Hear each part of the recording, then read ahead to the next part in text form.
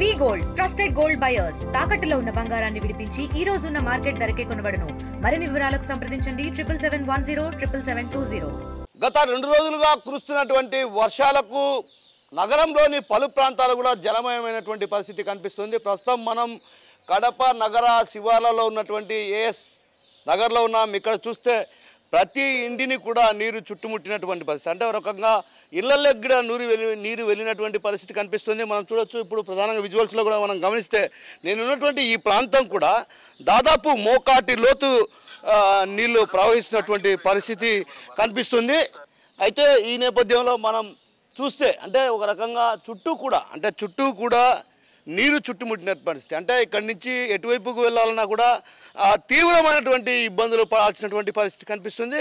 మరోవైపు మనం ఇక్కడ నేను మీకు చూపించే ప్రయత్నం చేస్తాను. ఇళ్ళల్లో కూడా అంటే పెద్దగా హైట్లో కట్టుకునే ఇళ్ళని మినహాయించి మిగతా ప్రాంతాల్లో అంతా కూడా నీరు పెద్ద ఎత్తున చేరుకోవడంతో కొన్ని ప్రాంతాల్లో కూడా ఇళ్ళను కూడా ఖాళీ చేసి వెళ్ళినటువంటి పరిస్థితి కనిపిస్తుంది. మనం చూడొచ్చు ప్రధానంగా విజువల్స్లో కూడా. అంటే నిన్న కూడా కొంత తెరిపించినప్పటికీ కూడా ఆ తర్వాత వర్షాలు కురిసిన కారణంగా ఏఎస్ నగర్లో ప్రధానంగా మనం చూస్తే ఇక్కడ అంతా కూడా నీరు పెద్ద ఎత్తున చేరుకుంది. నీరు చేరుకున్న నేపథ్యంలో కూడా ఒక రకంగా ఈ ప్రాంతవాసులు కూడా భయాందోళనకు గురవుతున్న పరిస్థితి. ఎందుకంటే కడప జిల్లాను రెడ్ అలర్ట్గా ప్రకటించడం జరిగింది. రెడ్ అలర్ట్గా ప్రకటించిన నేపథ్యంలో కూడా దాదాపు 3 రోజుల పాటు కూడా ఇదే విధంగా వర్షాలు కురుస్తాయని వాతావరణ శాఖ హెచ్చరికలు జారీ చేసిన నేపథ్యం. ఈ నేపథ్యంలో ఒక్కసారిగా కూడా అటు లోతట్టు ప్రాంతాల్లో అసలు కూడా భయాందోళన వ్యక్తం అవుతుంది. దస్తగిరిపేట కావచ్చు, అదేవిధంగా ఆర్కే నగర్, తర్వాత మిగతా ప్రాంతాలు ఆ ప్రాంతాల్లో కూడా ఒక రకంగా తీవ్రమైనటువంటి ఇబ్బందులు పడుతున్నారు. ఇక్కడ కనీసం రోడ్డుకు కూడా నోచుకోని పరిస్థితి, బురద, అంటే లోపల కాలు పెడితే మళ్ళీ కాలు తీయడానికి కూడా వీలు లేనిటువంటి పరిస్థితి కనిపిస్తుంది. అదైతే ఈ నేపథ్యంలో మనతో పాటు ఏఎస్ నగర్కి సంబంధించినటువంటి మహిళలు ఉన్నారు. వారిని అడిగి తెలుసుకునే ప్రయత్నం చేద్దాం. అమ్మ, ఏంటి పరిస్థితి, ఎట్లా ఉంది పరిస్థితి? ఈ పక్క మాధవిరెడ్డి వచ్చినప్పుడు నాకు ఓట్లు వేయండి, నేను గెలిపించాను అనేది, రోడ్లు వేపిస్తాను నన్ను గెలిపియండి అనేది మాధవిరెడ్డి వచ్చి పోయింది. రోడ్లు మాత్రం మళ్ళీ అడగనీకపోతే పిండి కొద్ది రొట్టె అని సామెత వేసింది. ఎక్కడ లక్ష్మీరంగాల దగ్గర ఉండేది ఆమెది గెస్ట్ హౌస్. ఆడివే మాట్లాడినాం అంతా 7-8 మందిమి. ఆడివే మాట్లాడితే ఆ మాట మాట్లాడా. ఈ పొద్దు కనీసము వాళ్ళ స్థలాలలో కాలువల మీద కూడా పోనీయారు. నీళ్ళు ఉంటే గిన మా స్థలాలు అంటారు. స్థలాలు అంటే గవర్నమెంట్ స్థలాలు ఉంటే గవర్నమెంట్ వాళ్ళు ఎందుకు కడతారు కాలువలు? ఆ కాలువల మీద కూడా నడిచేదానికి లేదా? మట్లు వేసుకుంటే ఎవరి కొద్ది వాళ్ళు వేసుకుంటామి, మంచికి ఇంత వేసుకుంటామి, అది కానరాలే. కానీ ఎవరి కొద్ది వాళ్ళమే వేసుకునేవని స్వార్థాలు చూపించిరి. ఏమన్నా మాట్లాడితే మాట్లాడినారంటే ఈ రోడ్లే సక్రమంగా ఉంటే మేమెందుకు కాలువల మీద పోతాము? మాకు అవసరమా? రోడ్ల మీద నడిచిపోకుంటే ఏ దానికి ఇంకా మాకు రోడ్లు అందేనికి? ఈసారి మాధవిరెడ్డి కానీ ఎవరన్నా కానీ ఎలక్షన్లకు వచ్చినప్పుడు ముందు వాళ్ళు రోడ్లు వేపించి ఎలక్షన్లకు రావాలి, లేకుంటే ఇక్కడికి వచ్చేదానికే లేదు వాళ్ళకు.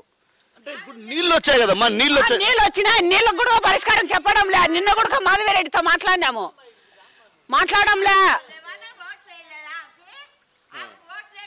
ఎందువల్లమ్మా ఇట్లా ఇంత పెద్ద ఎత్తున వర్షం కురిసిన ప్రతిసారి కూడా ఇంత పెద్ద ఎత్తున నీళ్లు రావడానికి కారణం ఏంటి? ఇక్కడైతే పట్టించుకోరు అన్న, ఈ మధ్యలో అయితే పట్టించుకోరు. ఎవరి కొద్ది వాళ్ళ స్వార్థాలు. ఈ పక్కకు రోడ్డు శాంక్షన్ అయితే ఆ పక్క రికమెండేషన్లకు ఎక్కువ ఫుల్ సపోర్టు. ఒక 5-6 మంది కలిసి రికమెండేషన్లో పోతే ఆ రికమెండేషన్ వాడు ఏమి తింటాడో, ఆ చెప్పే వాళ్ళు ఏం తింటారో తెలీదు. వాళ్ళ స్వార్థాలు వాళ్ళకు. అది అంటే నీళ్లు నిల్వ ఉండడానికి ప్రధాన కారణం ఏంటమ్మా? నీళ్లు ఏమంటానంటే నీళ్లు ఇక్కడ నిలబడడానికి కారణం ఏంటి? కాలువలు లేకపోవడం ఏంటి? కాలువలు లేకపోవడము, రోడ్లు లేకపోవడము. కాలువలే, రోడ్లులే. ఇక్కడ ఏదన్నా శాంక్షన్ అయిందంటే గిన డబ్బులు తీసుకొని ఉప్పి వేసేవాడు గుడక అప్పుడప్పటికి వాడు గుడక ఈ పక్కకు రాడు. ఏమంటే నేను రానమ్మా మీ పక్క రోడ్లు సరిగా లేవంటాడు. ఏం చెప్పాలా? ఇంకా మేము ఇట్లనే ఇదే పరిస్థితుల్లోనే ఆ పక్క పోయి ఎత్తుకొచ్చుకోవాలా. ఆ కార్పొరేషన్ వాళ్ళు అంటారు, కార్పొరేషన్ వాళ్ళు ఒక్కనాడు వచ్చాడు కసు దబ్బరు. వాళ్ళకి జీతాలు ఏదానికి ఇచ్చన్నారు? కార్పొరేషన్ వాళ్ళు చూసేదానికి కాదా? ఏ ఊరికినే వాళ్ళని ఆఫీసులలో కూర్చోబెట్టి ఇచ్చాను రా, ఇట్లాంటి ఎలా చేర్చే కాదు వాళ్ళకు. కార్పొరేషన్ ఆఫీసులు ఎవరు ఇంతకు ఇట్లా ఈ రకం చేస్తారా? కనీసం నీళ్లు ఉన్నాయా లేదంటే కాలువలు శుద్ధంగా ఉన్నాయా లేదని చూసుకున్నాడా? చూసుకోలే. రోడ్లు ఉన్నాయి అమ్మా శాంక్షన్ అయినాయి. 5 ఏళ్ల నుంచి ఇదే సామెత. శాంక్షన్ అయినాయి అంటాడే కానీ కొలత తెచ్చాడు, ఫోటో తీస్తాడు. అది ఏందో ట్యాబ్ పెట్టి చూస్తాడు వెళ్ళిపోతాడు, మళ్ళీ వాడు ఈ పక్కకే రాడు. ఇంకా ఏం చేయాలంగా ఎవడని పోవాలా? ప్రతి ఒక్కరు వచ్చారు ఇదే పని చేస్తారు. కాలువలు లేవు, మా పరిస్థితి ఇట్లా ఉండదు. వాన వచ్చినప్పుడల్లా ఇదే మా బతుకులంతా ఇట్లా జరుగుతాయి. మాకు కాలువలు కావాలా, రోడ్లు కావాలా. మా రోడ్డు లేదు, అక్కడ రోడ్డు మీద వస్తున్నారు, చూసుకుంటున్నారు, వెళ్ళిపోతున్నారు వచ్చిన వాళ్ళు. ఇక్కడ నీళ్ళలో దిగి చూస్తే వాళ్ళ ఇళ్ళలో నీళ్ళు వచ్చినాయా ఎట్లా ఏమి పరిస్థితి అని చూసుకుంటే తెలుస్తుంది. వస్తున్నారు, అక్కడ నుంచి చూస్తున్నారు, వెళ్ళిపోతున్నారు. సంవత్సరం ఇదే బతుకు అయిపోయింది మాది. చిన్న చిన్న పిల్లలు ఉండరు, బడికి పోయే పిల్లలు ఉండరు, అందరు ఉండరు సార్. మా దయచేసి మా కాలువలు వచ్చినట్టుగా రోడ్డు వచ్చినట్టుగా చేయండి, నీళ్లు లేకుండా చేయండి. మేమేం కోరుకోవడం లేదు. మాకు అవి వేయండి, ఇవి వేయండి, అవి పెట్టండి, బియ్యం పంచండి, అన్నం పంచండి, మాకేం అవసరం లేదు. మా కాలువలు వచ్చినట్టుగా చేయండి, రోడ్డు వచ్చినట్టుగా చేయండి సార్. దయచేసి ఇదొక్కటే మేము అడుగుతాండేది. ఏఎస్ఆర్ నగర్ రోడ్లు లేవు, కాలువలు లేవు, డ్రైనేజీ నీళ్ళల్లో అన్నీ వచ్చాయి. పిల్లలు స్కూల్ పోయేదానికి ఇబ్బంది. నిన్న మాకు రోడ్లు వేసి కాలువలు వేయండి, అంతే, ఇంకేమో వద్దు. ఈ నీళ్లు పోయే మార్గం చూపించండి, అంతే, ఇంకేం లేదు. మాకు పిల్లలు పోయేదానికి స్కూలుకు బళ్ళలో నీళ్లు ఉన్నాయి, ఇక్కడ నీళ్లు ఉన్నాయి, పోయేదానికి మార్గం లేదు. పిల్లలు మీరే చూడండి ఏ రకంగా తిరుగుతున్నారో. కరెంటు కానీ ఈ నీళ్ళల్లోనే ఉంది కరెంటు, అది ఏ టైం వచ్చేదో మాకు కానీ ఇబ్బందిగా ఉంది. కరెంటు భయపడుతున్నాం. సంభం ఇదో సంభం కానీ ఇక్కడే ఉంది.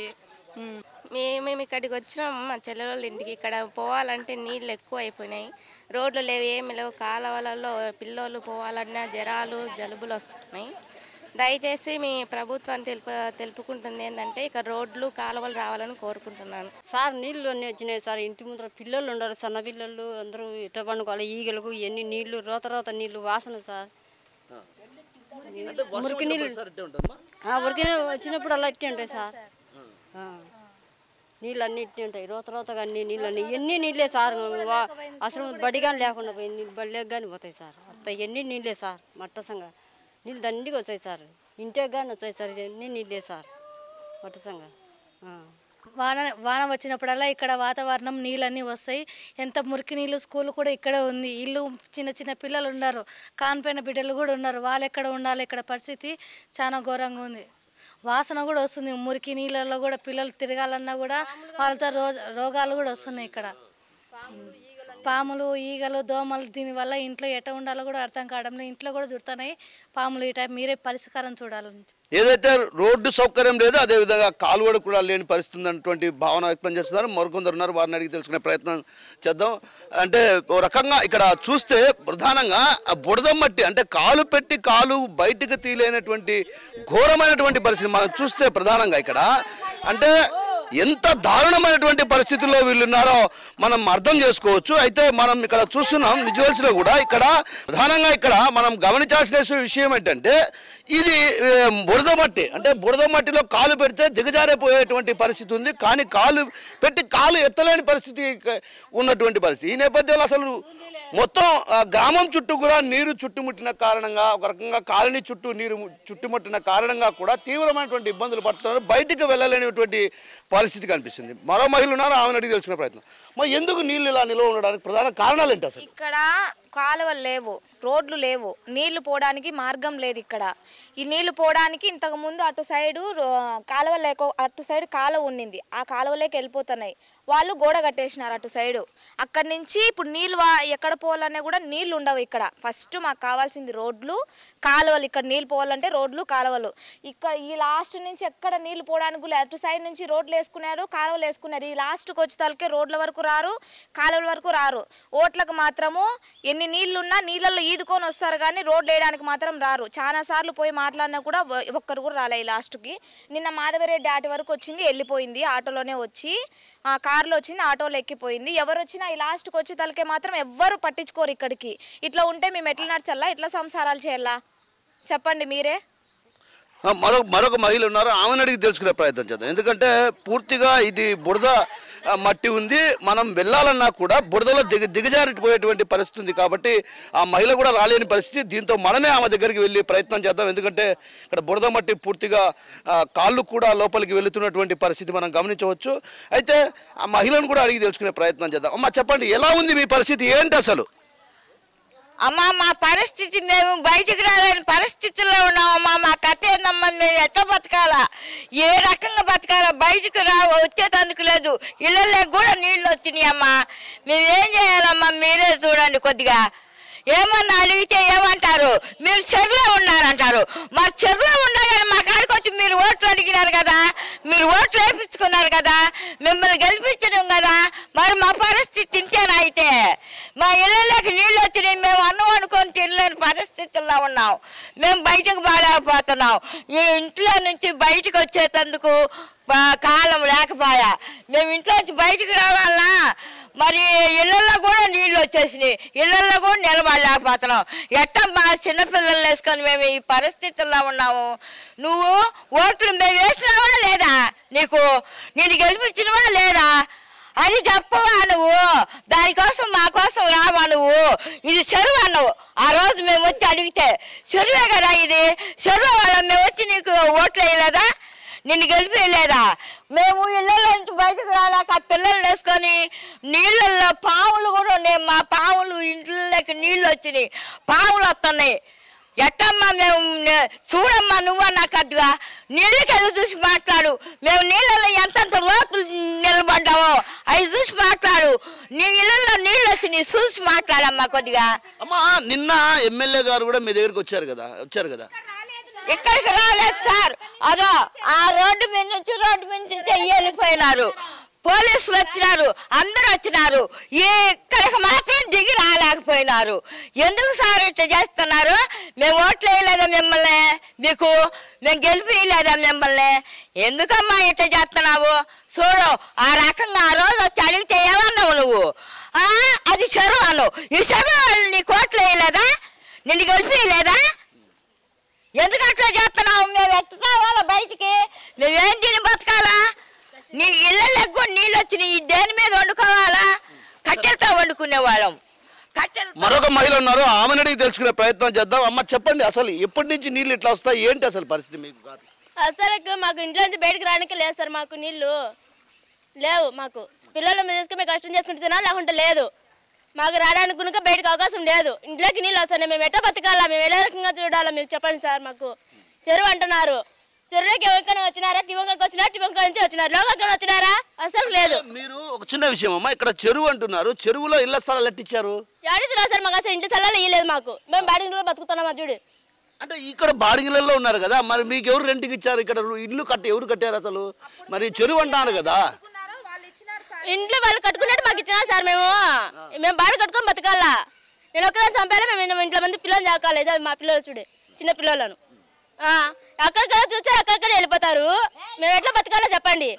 ఏదైనా పట్టించుకుంటున్నారా? ఓట్లు మాత్రం పరిగెత్తుకుంటూ వచ్చారు, ఓట్లు వేయించుకుంటారు. ఈ పక్క తొంగుతున్నారు. ఏమి ఎట్లా బతకాలా మేము? ఆయన కొద్ది చెరువు అంటారు.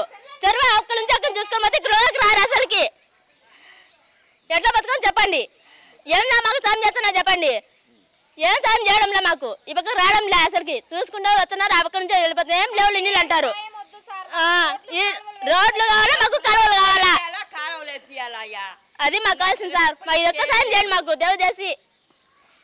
సో మొత్తం మీద రోడ్లు కాలువలు మాత్రమే కావాలి, తామేం గొంతమ్మ కోరికలు కోరడం లేనటువంటి విషయాన్ని చెప్తున్నారు. మనం చూడొచ్చు ఇక్కడంతా కూడా మొత్తం ఏఎస్ఆర్ నగర్ ప్రాంతం కూడా పూర్తిగా నీటిమయమైనటువంటి పరిస్థితి. అక్కడే కానీ ప్రతి ఇంటా కూడా ఇదే పరిస్థితి కనిపిస్తుంది. అయితే ఈ నేపథ్యంలో వాళ్ళు కోరుకుంటున్నది ఏంటంటే కేవలం రోడ్లు, అదేవిధంగా కాలువలు, వరద నీళ్ళు ఉన్నాయి, వరద నీరు వెళ్ళిపోవడానికి మార్గం చూపాలన్నటువంటి భావన వ్యక్తం చేసినప్పటికి కూడా పాలక ప్రభుత్వాలు కూడా ఎక్కడ స్పందించినటువంటి పాపాన పోలేదు.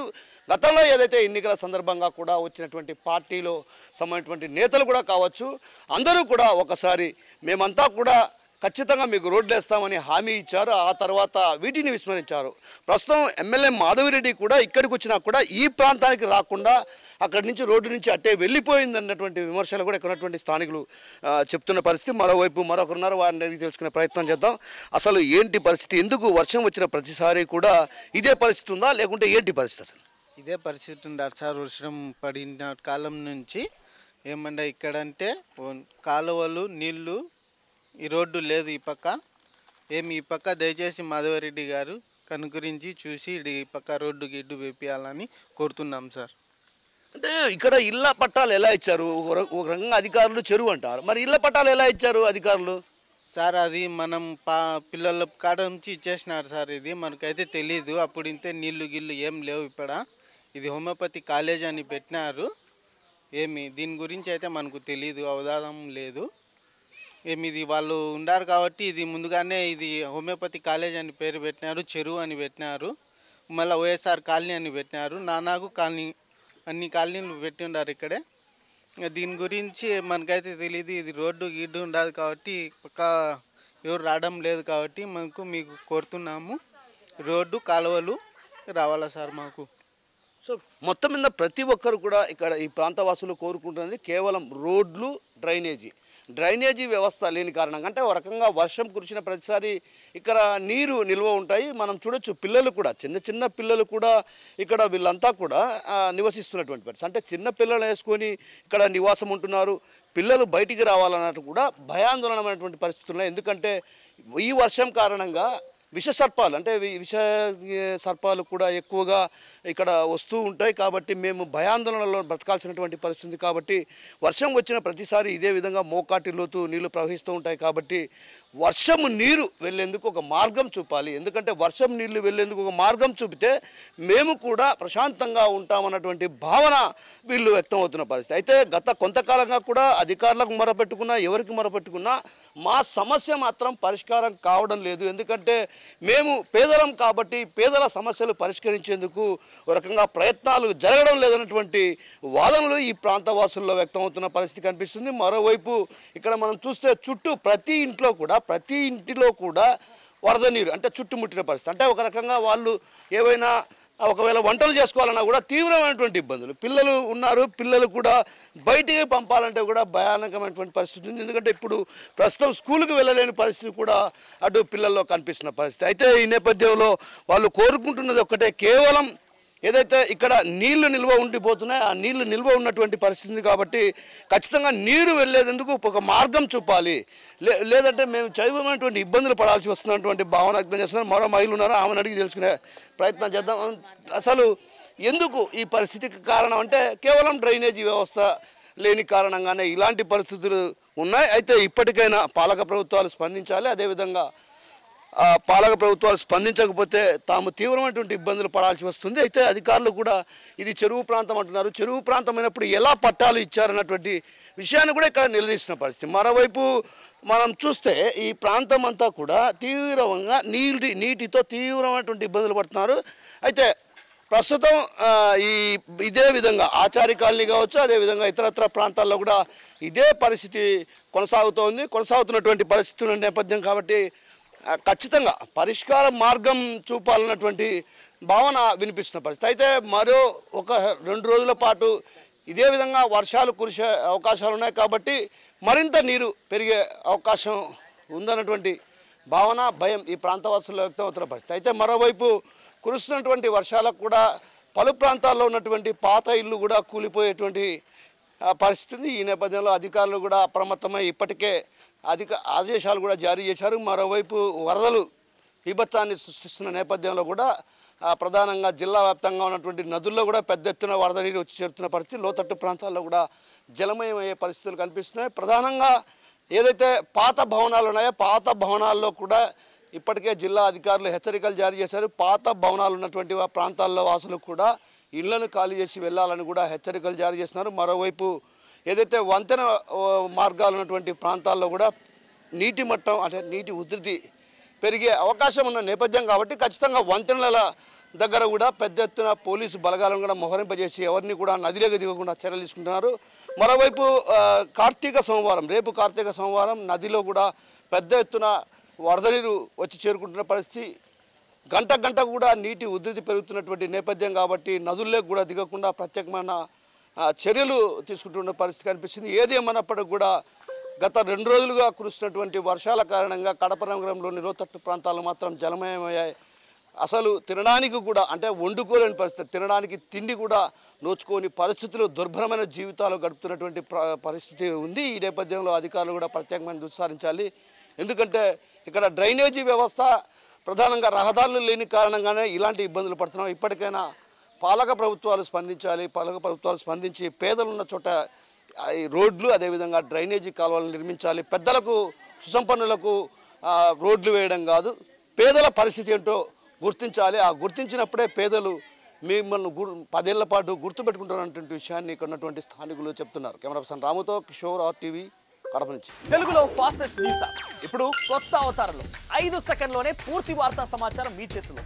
సోషల్ మీడియా ట్రెండ్స్ మీ కళ్ళ ముందుకే live TV and voice search options తో ఇప్పుడే డౌన్లోడ్ చేయండి. యాప్ లింక్ డిస్క్రిప్షన్ లో ఉంది.